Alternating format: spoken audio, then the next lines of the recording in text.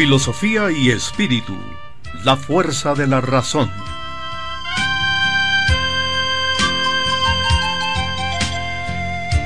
Diversidad de voces, nacionalidades y conceptos unidos en un solo objetivo: promover cultura, despertar la conciencia y magnificar el amor.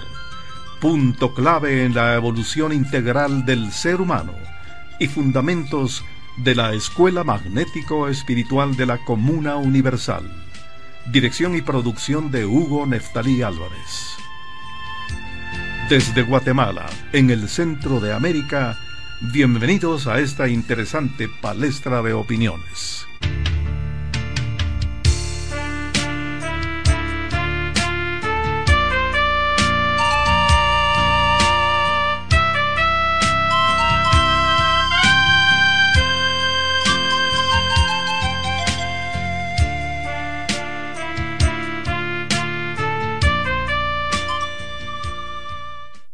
Muy buenos días a nuestra querida audiencia. Reciban un abrazo fraternal. Soy Frida Ceja de San Antonio, Texas. Gracias por permitirnos entrar en sus hogares y tener la oportunidad de exponer diversidad de temas en su programa de Filosofía y Espíritu, la fuerza de la razón. Para iniciar este día en la palestra tenemos a Franklin Rojas, quien desde Maturín, Venezuela, expondrá efectos del magnetismo. Te escuchamos. Mis amados hermanos, me complace el saludarlos. El tema para hoy se titula Efectos del magnetismo, del método supremo, escrito por el maestro Joaquín Trincado. Haremos un pequeño análisis de su contenido. La tierra producirá más frutos según sea el amor imprimido por sus cultivadores y el magnetismo que cada uno dé más o menos. Este efecto se da aún sin que los hombres lo sepan por su ignorancia. Basta con la buena intención, voluntad y alegría para poder mejorar la agricultura a través del magnetismo. Pero esto es de acción colectiva y un ejemplo de lo que es el efecto del magnetismo. Podemos comprobar con dos plantas e inducir fuerza magnética a una y dejar a la otra normal para observar la diferencia. Se ha demostrado por un fakir ante una audiencia televisiva que una planta puede crecer y dar frutos en solo una hora.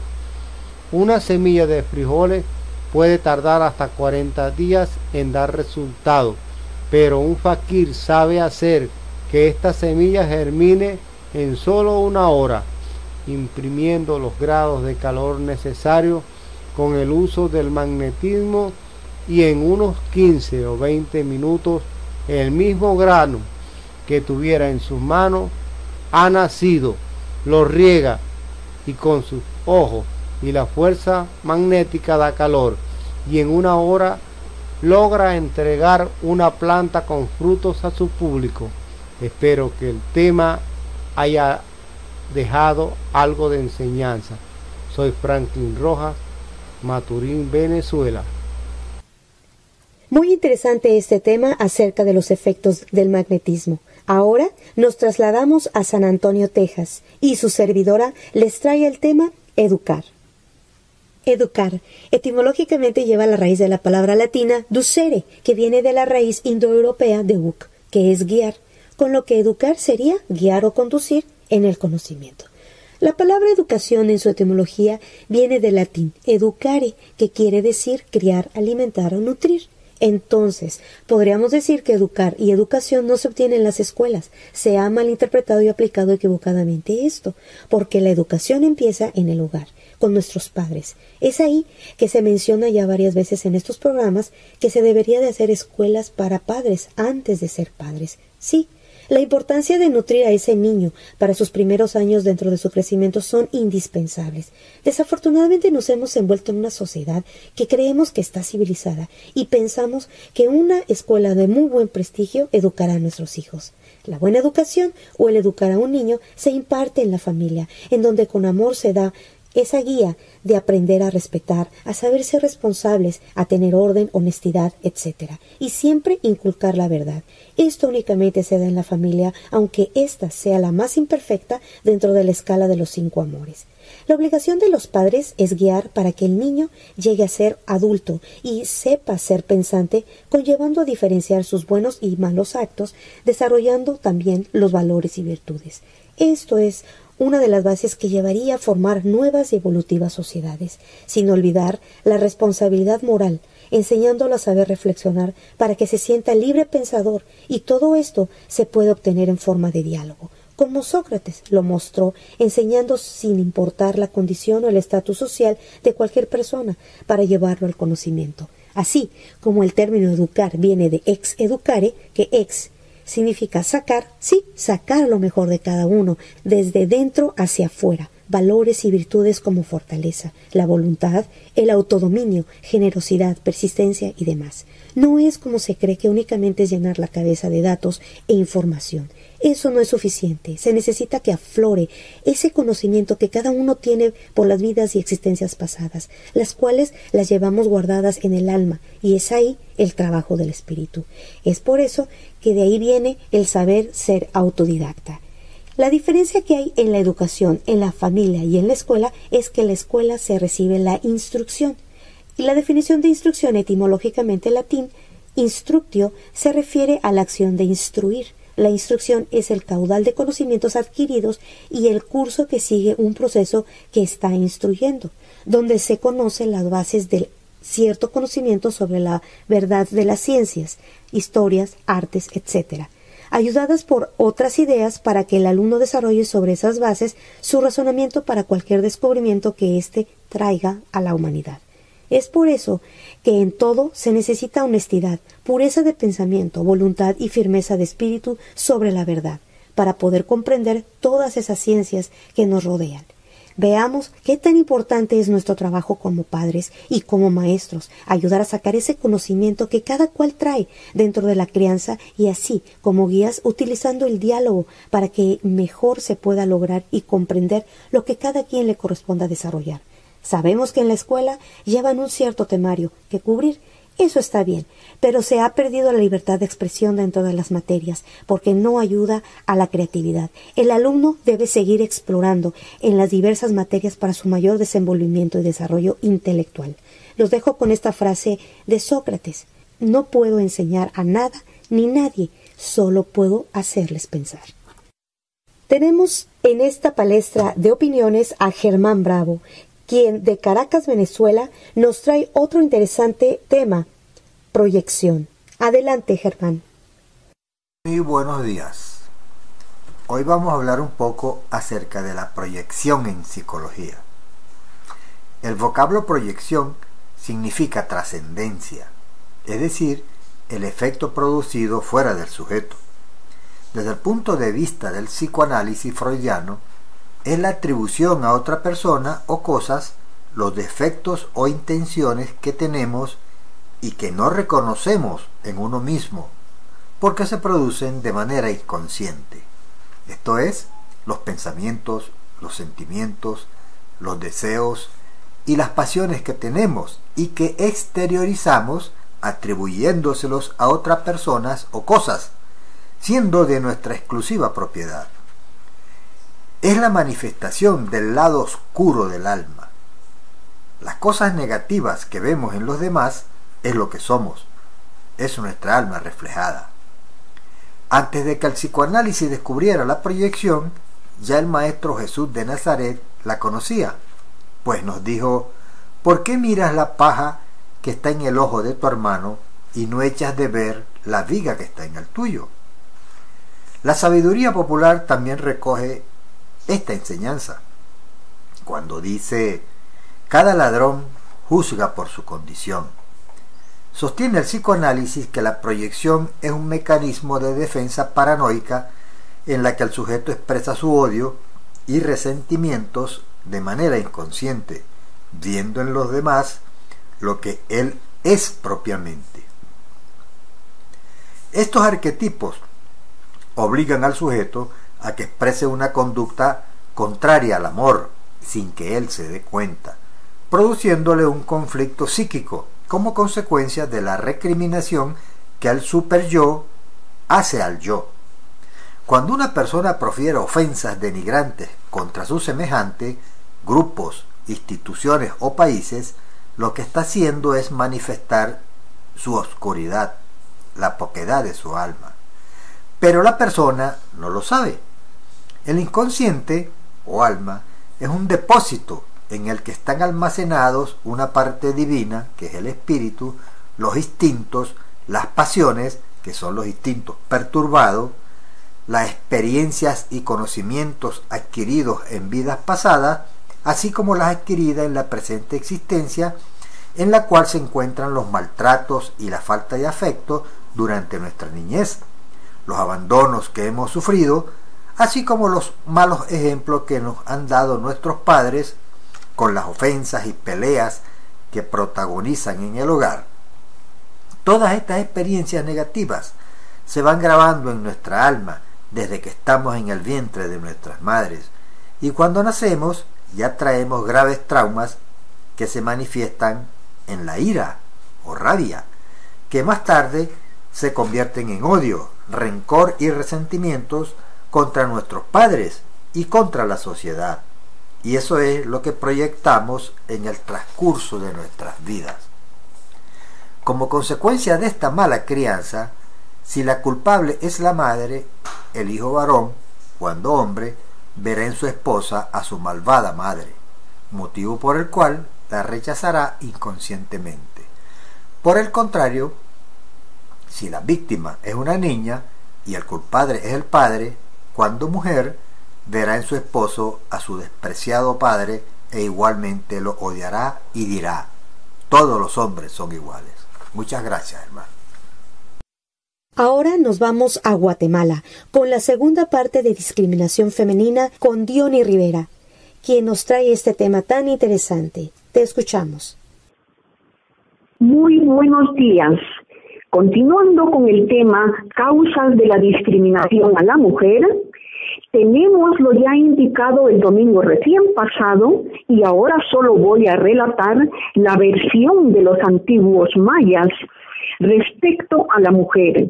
Ellos decían que el hacedor del universo o progenitor creó primero a 4 señores y que los creó de maíz, y que posteriormente creó a 4 señoras para compañeras de los señores y que también las creó de maíz. Con esto están dando a entender que tanto los hombres como las mujeres están hechos de lo mismo y por lo tanto no manifiestan discriminación hacia la mujer.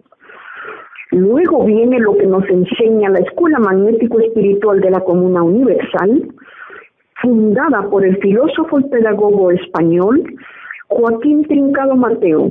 Nos dice lo siguiente, que al mismo tiempo quedó engendrado el germen del ser humano en los 4 puntos cardinales de nuestro planeta, pues desde el momento en que el germen telúrico del mundo Tierra emanó de su padre material el Sol, en este ya venía todo lo que hoy existe, incluyendo al ser humano, y que en un cataclismo que hubo hace 55 millones de siglos, en el cual se fundió todo lo que en el mundo ya existe, como lo eran los 3 reinos de la naturaleza, y de esa fusión tomó el espíritu humano la esencia de todos los instintos de esos 3 reinos de la naturaleza para crear su propio cuerpo primero,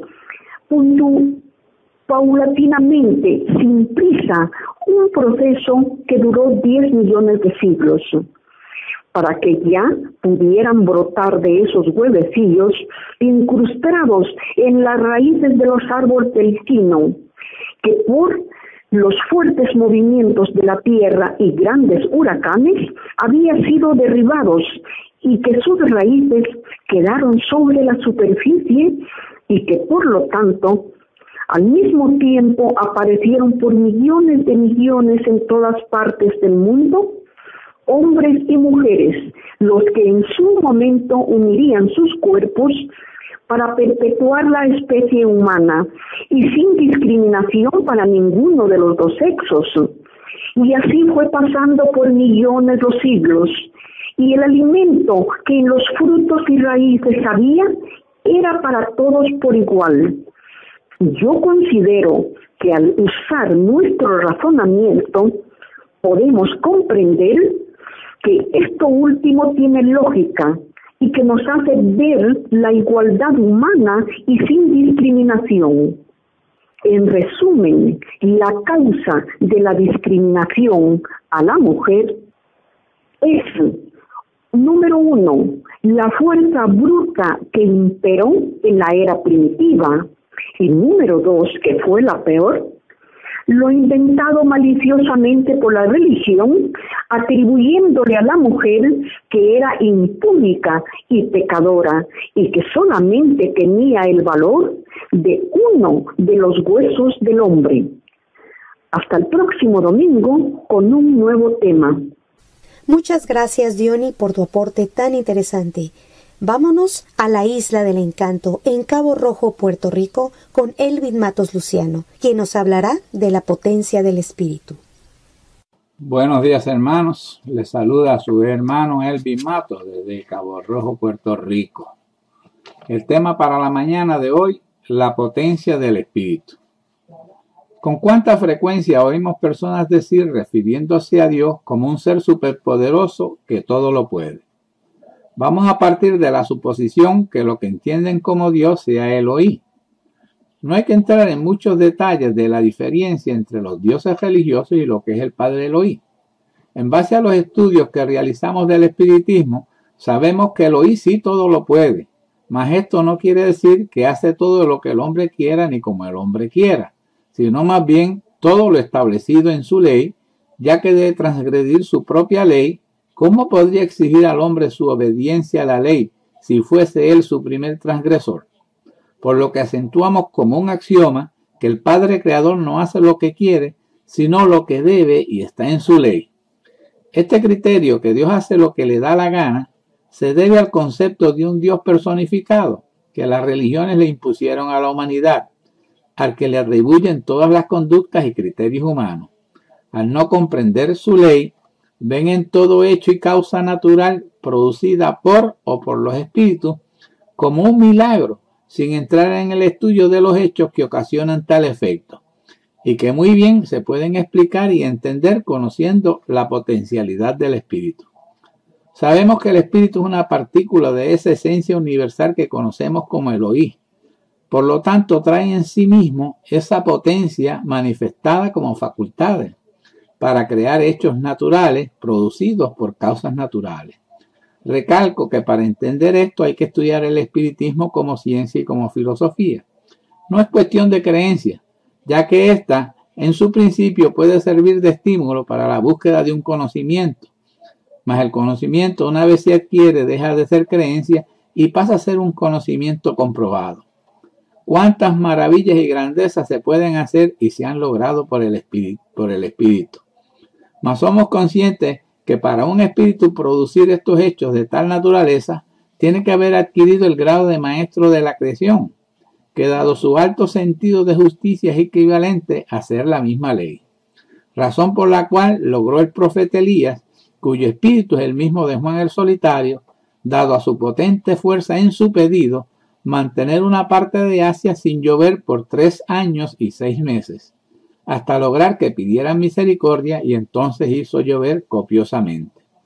Hecho natural, como medio de elección o corrigiendo para toda una región, donde no existió milagro alguno, y sí más bien la demostración de la potencia de un espíritu justo en la ejecución de un hecho por justicia, lo que comprueba que el espíritu puede tener dominio hasta de la naturaleza, por lo que podría crear o detener tormentas, terremotos, volcanes y toda manifestación ambiental según sea en justicia.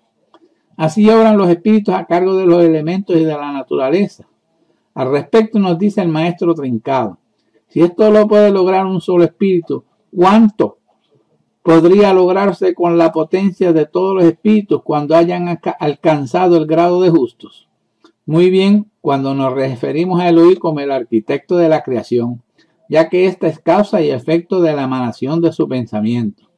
Al igual que el espíritu es su propia emanación individualizada, con sus potencialidades y características, aunque en un grado menor, pero con la suficiente potencia y sabiduría para entender, crear, demostrar y administrar la creación escalonadamente y siempre en ascenso hacia un siempre más allá. Muchas gracias a todos y que pasen un buen fin de semana. Será hasta el próximo domingo. Después de este tema, nos trasladamos a Bogotá, Colombia, quien Alejandro Liscano nos complace con el tema Fenómenos Forteanos. Muy buenos días para todos, mi nombre es Alejandro Liscano, los saludo desde Bogotá, Colombia. Hoy vamos a estar hablando sobre los llamados fenómenos forteanos. Los fenómenos forteanos deben su nombre a Charles Fort, un periodista e investigador norteamericano, nacido en 1874 y desencarnado en 1932, quien a lo largo de su vida se dedicó a coleccionar notas de prensa sobre lo que él llamó fenómenos paranormales en el cielo y en la naturaleza, tales como lluvias de sangre, lunas rojas, lluvias de ranas, de sapos, o tres soles en el cielo, que son los fenómenos de los que vamos a estar hablando hoy, y que vamos a ver precisamente que tienen una explicación lógica y nada fuera de lo común. Para hacer honor a Charles Fort, hay que decir que él nunca trató de explicar el origen de estos fenómenos, sino que los usó como un ejemplo precisamente para desnudar las limitaciones que tiene la ciencia y que ha tenido la ciencia para explicar estos fenómenos en esa época y aún hoy en día, y para también recalcar mucho sobre el peligro de dogmatizar estos fenómenos y aún dogmatizar las leyes naturales. Estos fenómenos hoy en día están muy documentados en YouTube. Hay uno muy popular que ocurrió en la ciudad rusa de Kazán, en que se ven tres soles en el amanecer, se ve en el cielo como aparecen tres soles, y pues esto hoy en día cualquier persona coge el teléfono y filma y lo sube a YouTube y ahí pueden ver muchas filmaciones de este evento. Este fenómeno, nada nuevo, pues en la antigüedad hay registros de que se ha presentado, pues se conoce hoy en día como parahelio y se produce por la cristalización en capas medias de la atmósfera, entre 5 y 10 kilómetros, de diminutos cristales de hielo en suspensión que en la troposfera reflejan la luz del sol, así como los halos lunares. También pues encontramos fenómenos como el de la luna roja, que tuvimos la ocasión de verla no hace mucho en el último eclipse lunar, y son fenómenos básicamente atmosféricos que se producen por una refracción y una reflexión de la luz. Sin embargo, pues aún hoy en día son objeto de supersticiones y de todo tipo de malos augurios y de creencias supercheras. Otro fenómeno explicable es el fenómeno de las trombas de agua. Una tromba de agua se produce cuando, por ejemplo, un tornado pasa por una corriente de agua, por un depósito de agua, desplazando el líquido y lo que está allí a muchos kilómetros de distancia. Entonces, al pasar el tornado, al producir la tromba, esos peces, esas ranas que estaban en ese momento en el agua, pues van a caer a kilómetros de distancia en forma de lluvia. Otro fenómeno bastante llamativo es el fenómeno de los rayos globulares, que son rayos en forma esférica con una escasa duración en el tiempo, y que en el folclore y en la mitología han sido atribuidos a ovnis y a todo tipo de supersticiones. Pues bien, científicos chinos han logrado grabarlos en medio de tormentas eléctricas, determinando que su origen se debe nada más ni nada menos que a fenómenos eléctricos inusuales. Como podemos ver, estos fenómenos no son nada sobrenaturales. Por ejemplo, los famosos ríos de sangre no son más que ríos de tonalidad roja o carmesí, producido este tono generalmente por causas geológicas. Pues así vamos a encontrar un sinnúmero de fenómenos que no tienen origen sobrenatural, que no tienen origen extraterrestre, ni mucho menos un origen divino, pero que siempre son usados por los comerciantes de la fe, por los comerciantes de la credulidad, quienes siempre sacan buen crédito económico de todo esto. Un feliz domingo para todos. Queremos recordarles que pueden escucharnos todos los domingos a partir de las 9:30 de la mañana, horario local, en www.radioprogresoguatemala.com y 580 AM.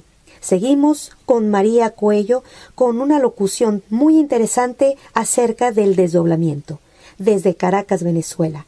Tienes la palabra, María. Muy buenos días, reciban un cordial saludo a través de Radio Progreso Guatemala. Hablaremos hoy acerca del fenómeno del desdoblamiento. El desdoblamiento constituye un acto que obedece a la potencia del espíritu y que se manifiesta a través del alma. Es uno de los fenómenos más interesantes que experimenta el hombre. Se produce cuando el alma se proyecta fuera del cuerpo sin perder la conexión con éste, salvo al momento de la desencarnación, en la que se rompe la extensión magnética o hilo fluídico al que Lobsang Rampa llamó el cordón de plata, y que la mantiene unida al cuerpo físico.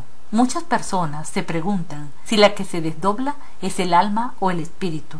No olvidemos que espíritu-alma, una vez individualizados, es una unidad indisoluble. Nos desdoblamos cuando nos quedamos absortos pensando, cuando dormimos, en estados de relajación profunda, bajo efectos hipnóticos, o al producirse un desdoblamiento sonambúlico o mediunímico. Algunos piensan que los que se desdoblan son los espíritus de las personas que han perdido su cuerpo físico, pero en realidad todos los seres, encarnados o no, se desdoblan obedeciendo a diferentes causas, pero en especial al cumplimiento del deber, como es el caso de nuestros guías y protectores que están en la obligación de acudir a nuestro llamado, o los maestros que tienen misiones particulares encomendadas por el gobierno del espiritismo.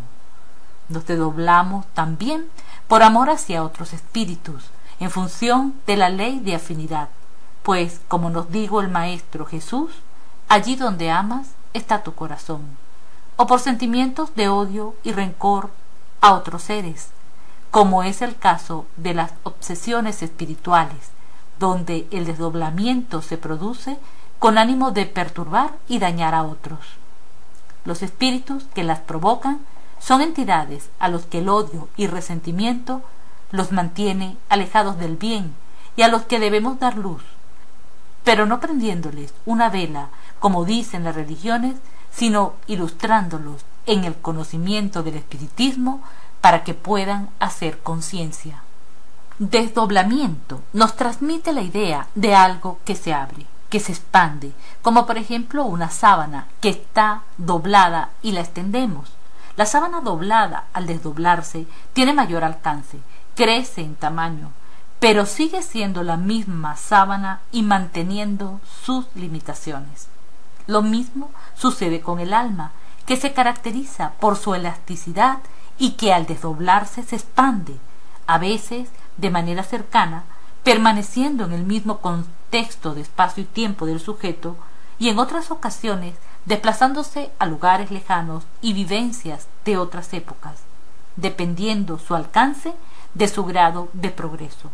A mayor grado de progreso, mayor elasticidad y posibilidades de desdoblarse a lugares más lejanos. En el capítulo 1 del Espiritismo Estudiado leemos que es casi imposible la evidencia sin el desdoblamiento, aunque en ocasiones se puedan presentar a través de la evidencia imágenes de hechos y sucesos sin necesidad de habernos desdoblado hasta el lugar. El desdoblamiento consciente unido a la evidencia constituye una de las mayores facultades mediunímicas o paranormales que los seres humanos pueden desarrollar en el mundo tierra. El desdoblamiento, que las culturas orientales han llamado viaje astral, es la necesaria manifestación que tiene el espíritu de desplegarse en el universo. Muchísimas gracias. Regresamos a Guatemala, el país de la eterna primavera, con Hugo Neftalí Álvarez, que nos trae la eterna verdad. Adelante, Hugo. Muy buenos días, apreciables hermanos. El ser humano, que no se cuestiona quién es, de dónde viene, qué hace aquí, hacia dónde va, entre otras cosas muy esenciales en la vida de las formas, está irremediablemente condenado a la inanición mental y espiritual. Su contexto de vida es la de un autómata sometido a la presión informática de orden religioso, politiquero y consumista, que le aprisiona hasta el pensamiento y le convierte en un auténtico sedentario emocional.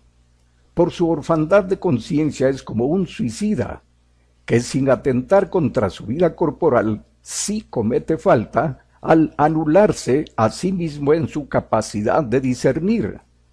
Pero esa orfandad desaparece cuando surge con relativa potencia el espíritu que como amo y señor de nuestra personalidad toma la batuta para cumplir con lo que la ley le impone, acrecentar la creación. Así vamos descubriendo que existe una verdad axiomática que se llama vida eterna y continuada, en la cual, a través de bregar de un mundo en mundo, cayendo continuamente, pero siempre levantándonos, cobrando y pagando deudas, aprendiendo por la experiencia y el maestro dolor, vamos acrisolando nuestro espíritu y reconociendo la existencia de un Padre de amor, un Padre al que clamamos en momentos de agobio, pero no a cada instante y por cualquier motivo como lo hacen los hermanos religiosos. Somos sabios por naturaleza, pero esa sabiduría queda obnubilada desde que se crea nuestra individualidad, ya que desde ese momento nos rodeamos de un alma que nos sirve de coraza para poder contactar con la materia. Por tanto, es como empezar de cero, porque lo que el espíritu debe aplicarse en su trabajo, experimentando y aprendiendo en el transcurso de la vida eterna y continuada, paso a paso, en la multiplicidad de existencias, procesamos la metamorfosis y nos convertimos de ignorantes en sabios relativos, lo que nos permite parafrasear al gran Sócrates, quien como padre de la filosofía acuñó para la posteridad lo siguiente: solo sé que nada sé, pero sé estudiar y sé, aludiendo con ello lo infinito de la sabiduría. De consiguiente, el espíritu, siendo hijo consubstancial de ese Padre, que reitero, es todo amor y solo amor, trae grabado en forma intrínseca los mandatos de ama a tu hermano y conócete a ti mismo. Dos mandatos que separados son inoperantes, pero que concatenados resumen toda la filosofía magnético-espiritual del universo, porque sabio y sin amor, no lo creas. Verdades incontrovertibles que no cambian, aunque cambie el ser humano en su concepción y aplicación. Lamentablemente, la infiltrada conspiración espiritualista se ha aprovechado de estas sabias palabras y de la doctrina legada por el maestro Joaquín Trincado.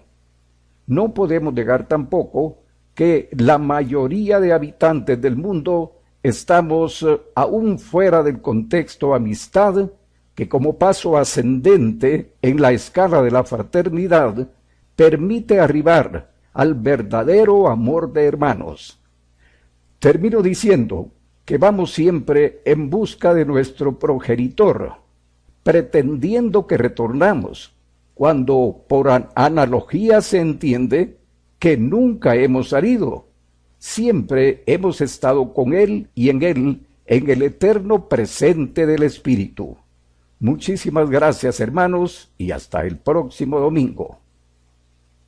Muchas gracias, Hugo. Ahora nos vamos a Lancaster, Pensilvania, Unión Americana, con Rudy Hernández, quien nos explicará ¿Existió Jesús? Muy buenos días, yo soy Rudy Hernández y desde Lancaster, Pensilvania, aquí en Estados Unidos, hago mi participación en el tema del día de hoy, y hoy quiero hablar un poquito sobre la duda si existió Jesús. Bueno, este tema lo traigo porque la semana pasada el mundo cristiano celebraba la Semana Santa, o la semana máxima para ello, y leía un artículo donde había gente preguntándose la existencia de Jesús. Ellos preguntan la autenticidad de Jesús, si esta en realidad existió o no.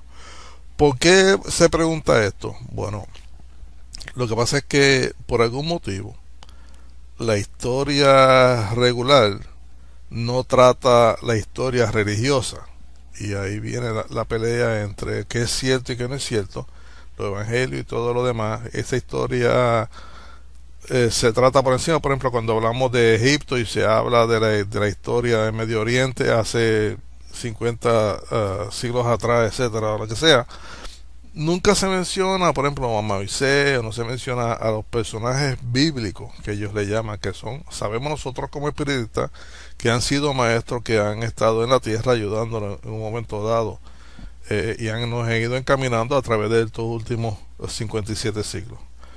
Así que de esta misma manera, como los judíos no quieren aceptar también la existencia de Jesús, porque ellos esperaban un redentor de alguna manera, se crea la duda.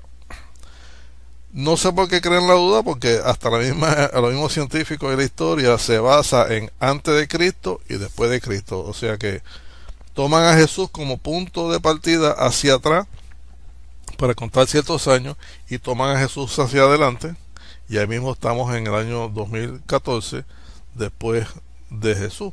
O sea que viene Jesús y lo usan para eso.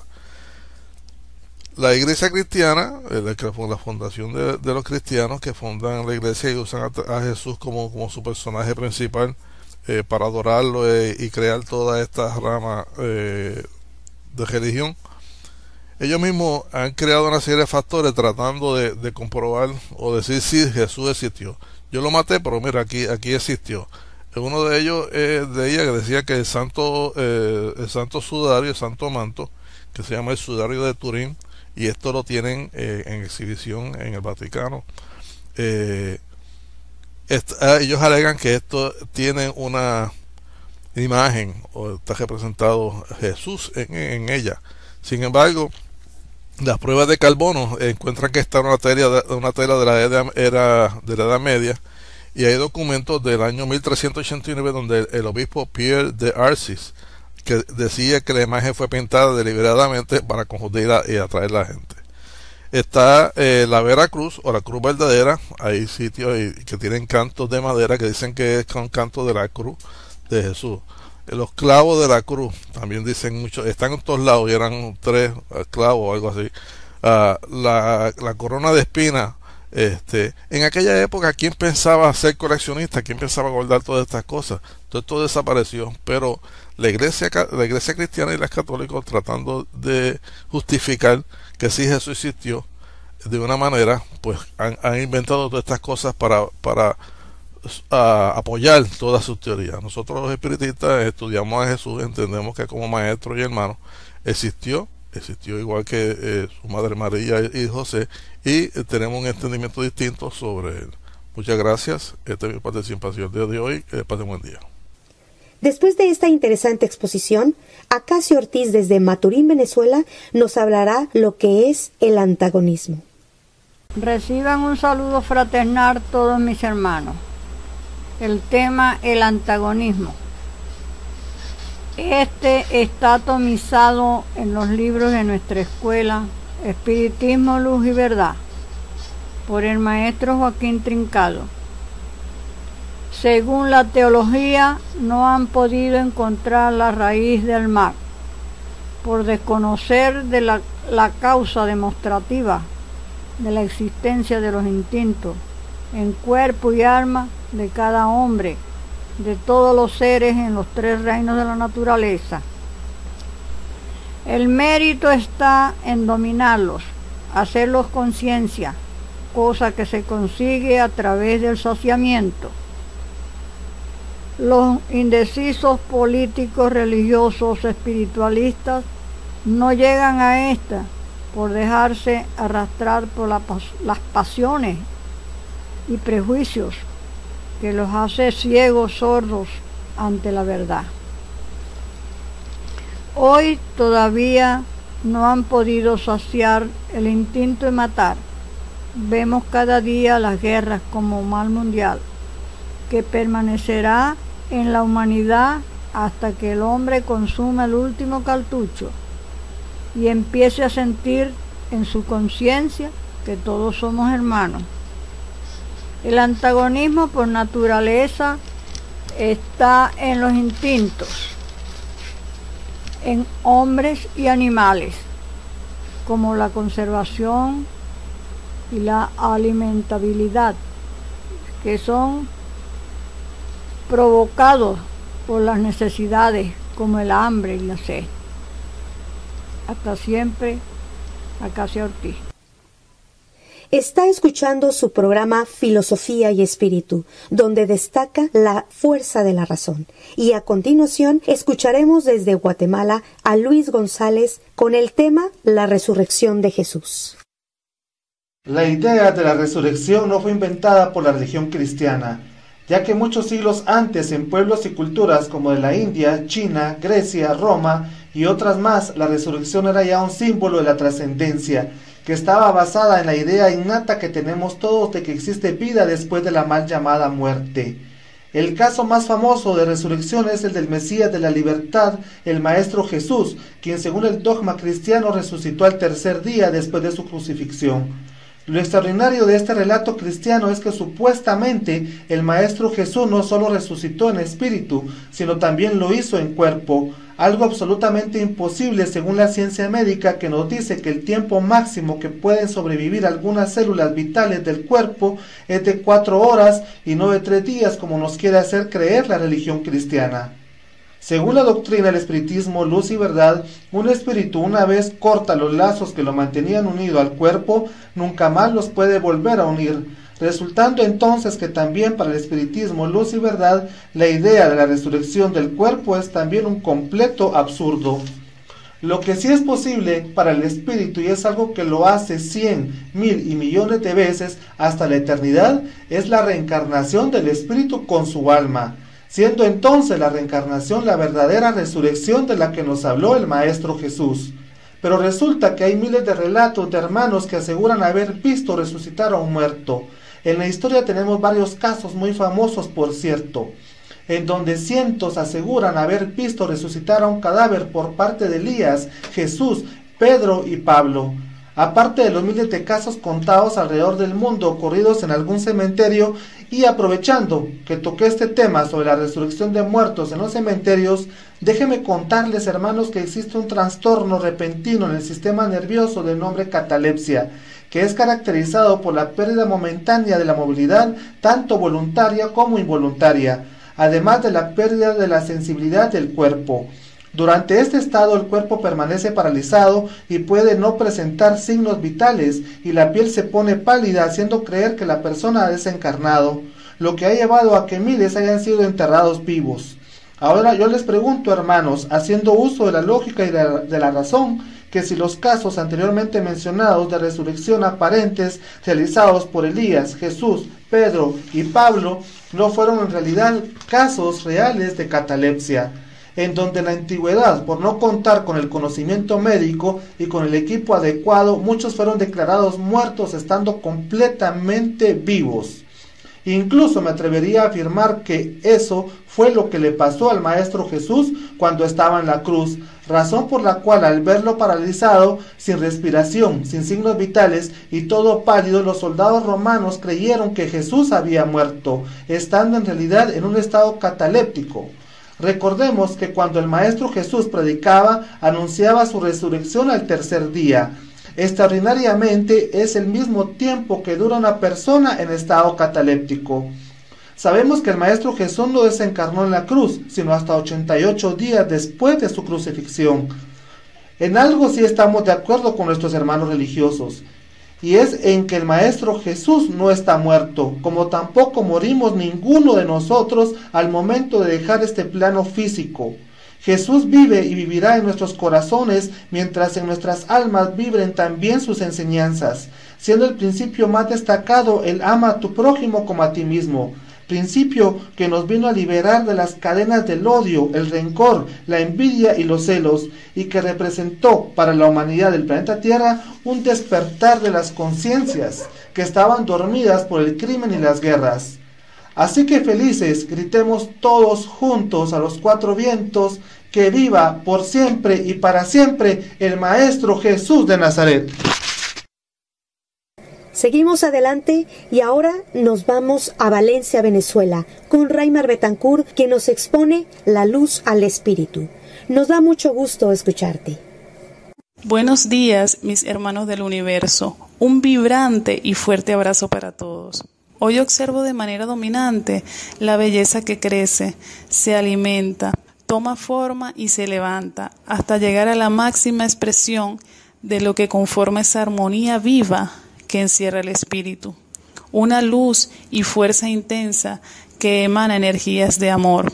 Muchas veces nos encontramos seres humanos donde podemos percibir, sentir e intuir una alta luz, un alto progreso. Ellos huelen a esencia, se siente un ambiente cálido de mucha paz, incluso escalofríos que de alguna manera te ofrecen confianza. Mantienen un sentido de sencillez, amabilidad y benevolencia. Te hacen sentir ese afán de ser servidor de sus hermanos. Estos espíritus mantienen una potencia acumulada, energía que puede pasar con una alta fluidez, causando alusión de positivismo y progreso alrededor de toda su naturaleza. ¿Y de dónde procede esta luz espiritual o qué lo causa? La misma se va formando por la sabiduría, esa sabiduría que va sumando el espíritu en todos los mundos, donde se ve vitalizado a su vez del mismo universo, va evolucionando, cargando a su alma con mayor volumen de amor, sentimiento, hermandad y claridad, por la misma prisma y cualidad de las leyes divinas que rigen a toda la cosmogonía universal, a beneficio de ese gran progreso que va alcanzando cada espíritu en su individualidad. Esto va agrandando en sucesión el amor universal, hasta constituir una familia de espíritus de mucha luz y gran conciencia. A medida que se va recorriendo ese gran camino hacia el progreso infinito y continuado, debemos comprender que para el espíritu es complicadísimo llegar al alcance del goce de esa plena luz. Pasa por una serie de luchas, donde ya teniendo acción y reacción en la demostración de la vida, justo allí se dispone una batalla entre las pasiones, la ignorancia, el odio, la corrupción, en fin, todo esto impera en el alma, la cual cada uno de estos instintos el espíritu debe ir neutralizando y dominando. He aquí la verdadera pureza de la vida, donde la libertad, el trabajo y el amor van preparando puntos de justicia para llegar al triunfo y poder disfrutar de esa felicidad que gravita en ese gran secreto que es conocerse a sí mismo. Qué bienestar se debe sentir al vivir conscientemente bajo la riqueza espiritual, donde se produce un movimiento de delicias de amor mayor, el cual van acompañada en lo eterno de buenas obras plasmadas, que van de infinito a infinito, de punto a punto. Acá se manifiesta la brillantez, depuradas a escalas elevadas, llenas de virtudes, digno del más suave magnetismo y conocimiento del espíritu. Toda esta transformación indica claramente lo ideal y la belleza que podemos ir obteniendo, proclamando en función de la ley suprema del amor. El espíritu que todo lo puede y todo lo abarca es eterno, siempre estará empezando y se verá motivado a seguir estudiando, ascendiendo sin encontrar fin, irá siempre y más allá. Hasta pronto, se les quiere, un fuerte abrazo para todos, feliz día. Después de escuchar a Raymar Betancourt desde Valencia, Venezuela, nos trasladamos a Miami, Florida, en la Unión Americana, donde Carlos Quickly nos explicará la diferencia entre libertad y libertinaje. Tienes la palabra. Muy buenos días tengan todos. Les saluda Carlos A. Quickly desde Miami, Florida. El tema que voy a tratar hoy se titula Libertad y libertinaje. Para Immanuel Kant, La libertad equivale a la autonomía de la voluntad o la capacidad de los seres de obrar según su propia razón. Esto, independientemente de lo que dicten las leyes naturales o sociales. Desde la perspectiva de una razón práctica, cabe la defensa de la libertad, ya que ésta es la condición de la posibilidad moral, a la vez que la actual moral es lo que nos muestra o da noticias de la libertad. Sin un actual moral no hay libertad, y sin libertad no hay moral. Las leyes naturales, como razón teórica, no pueden demostrar la existencia de la libertad, porque éstas solo son capaces de alcanzar las experiencias sensibles en el mundo físico. El filósofo alemán Arthur Schopenhauer se pregunta si el hombre es verdaderamente libre, porque para él la libertad es la ausencia de todo obstáculo físico, intelectual y moral. La libertad física se refiere a cuando no existe ningún tipo de obstáculo material, es decir, nada que impida su obrar de acuerdo a su voluntad. La libertad intelectual, por su parte, es cuando la facultad del conocimiento no está suprimida o limitada por trastornos temporales o definitivos. Y la libertad moral se identifica con la facultad de adoptar una resolución con preferencia a otra. O sea, que aun cuando el hombre se vea obstaculizado por diversos motivos, como promesa, amenaza o peligro, puede obrar de una manera distinta a lo que indican y expresan esos motivos. Un motivo nunca tiene un poder invencible, pues puede ser anulado por otro opuesto de mayor fuerza. A modo de ejemplo, vivir en coherencia a las propias virtudes morales es un motivo más fuerte que una amenaza de muerte que se pueda recibir. En otro orden, el libertinaje es un desenfreno en el modo de obrar o de hablar, en el cual nuestras acciones pretenden interactuar de una forma caprichosa, contraria a la ética y sus reglas o leyes morales. Cuando abusamos de nuestra propia libertad, llevando a cabo acciones de forma irrespetuosa, violentamos la autonomía de la voluntad de aquellos que toman sus decisiones, independientemente de nosotros. Consecuentemente, el libertinaje nace del dominio del instinto de conservación sobre el individuo, que no suele hacer uso de la razón como una medida en la que la moderación lo lleva a actuar con mesura. Como espiritistas deberíamos llevar a cabo acciones conciliatorias, en las cuales nuestras intervenciones sean siempre agentes atenuantes y nunca agravantes. A mi parecer, solo así tendríamos relevante influencia en el actuar libre de los demás, porque la libertad impuesta no es libertad. Termino recalcando que imponer ideas solo nace del libertinaje y no de la libertad ni de la razón. Seamos entonces espiritistas racionalistas, conociéndonos a nosotros mismos y actuando con verdadera libertad. Que pasen todos un buen fin de semana. Gracias, Carlos, por darnos esta explicación.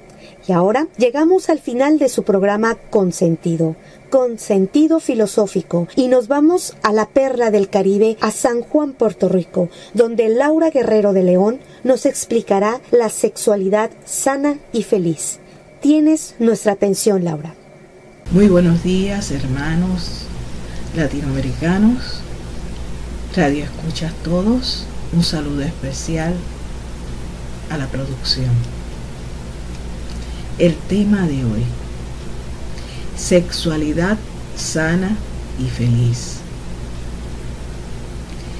El yo espíritu no tiene sexo, adopta el de su cuerpo y alma.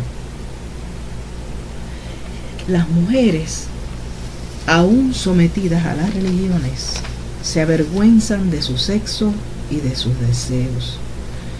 fueron obligadas a despreciar sus cuerpos y sus instintos naturales.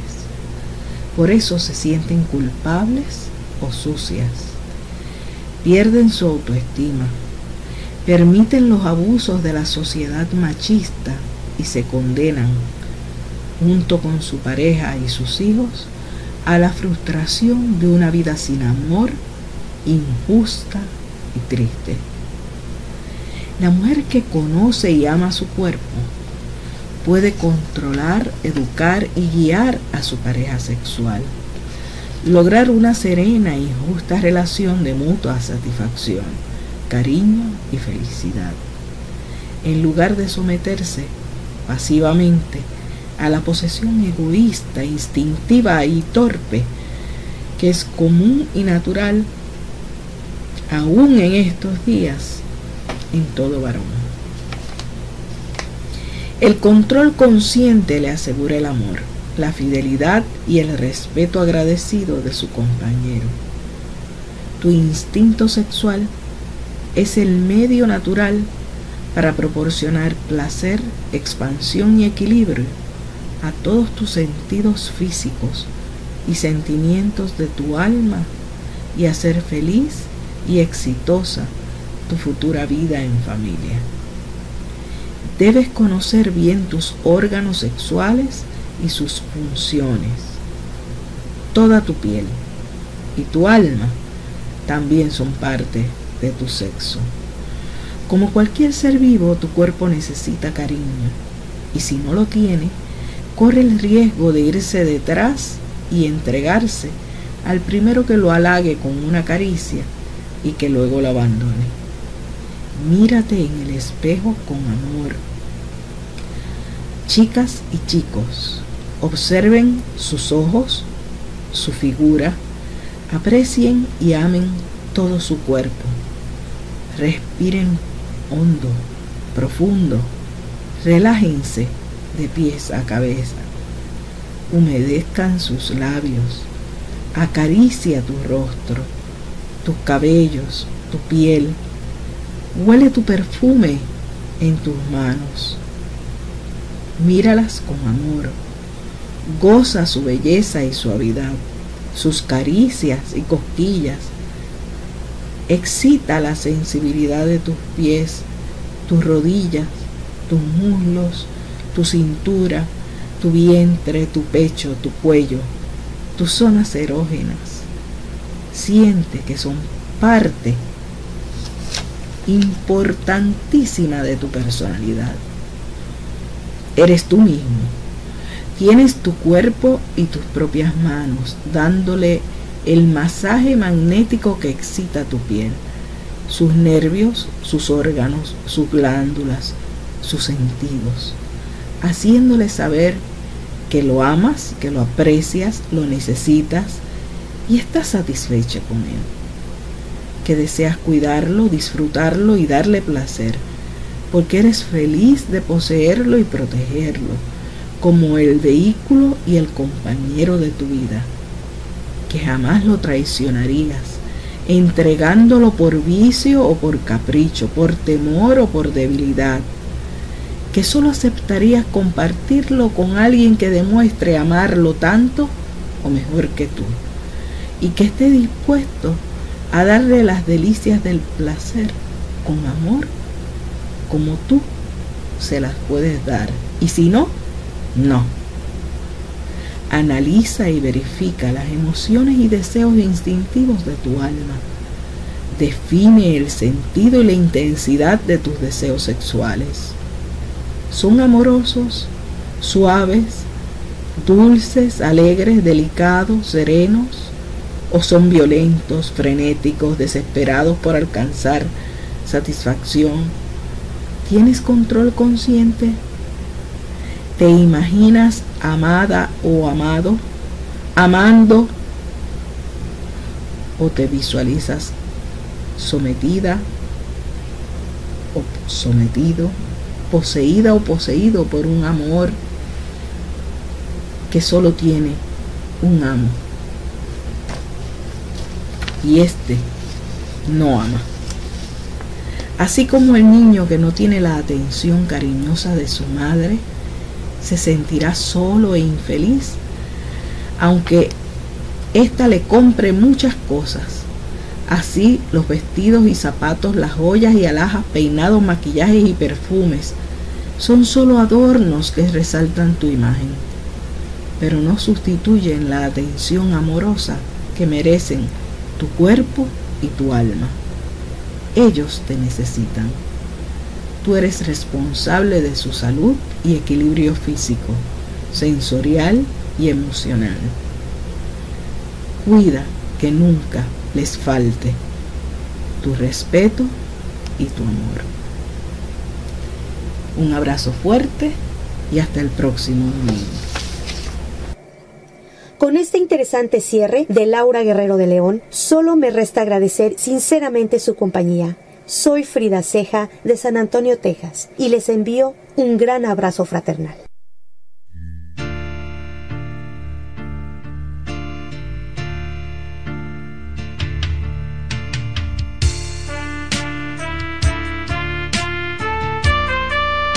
Filosofía y espíritu, la fuerza de la razón.